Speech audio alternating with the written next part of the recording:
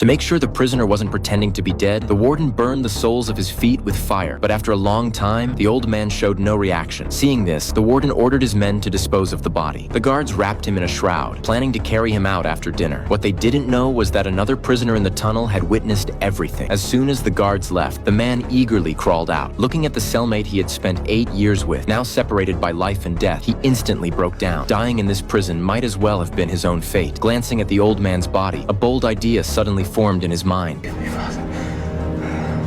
He quickly tore open the shroud and dragged the old man's body into his own cell, placing him on the bed in a sleeping position. He cut off some of his own hair and attached it to the old man's head, making him resemble himself even more. Once everything was set, the man returned to the old man's cell, retrieved the treasure map hidden in the wall, and before the guards returned, sewed himself into the shroud. After that, everything depended on fate. Not long after, the guards returned from dinner. Though the body felt a bit heavy as they lifted it, they didn't suspect anything. They opened the shroud, and to be extra careful, tied an iron ball to the ankles before throwing the body into the sea. 1, 2.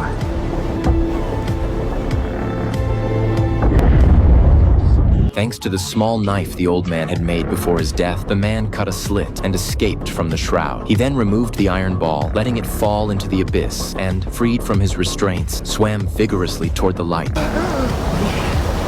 After 14 years of wrongful imprisonment, the man finally escaped, but the danger wasn't over. He had to reach the shore before the guards noticed. Meanwhile, when the guards brought food, they sensed something was wrong. No matter how they called, the man didn't respond. Approaching the bed, they were horrified to see that the person lying there was the old man who had been thrown into the sea. The warden ordered his men to move the bed. To their shock, the stones in the wall moved easily like building blocks. Holding a torch, he looked inside and found a tunnel. They had tools.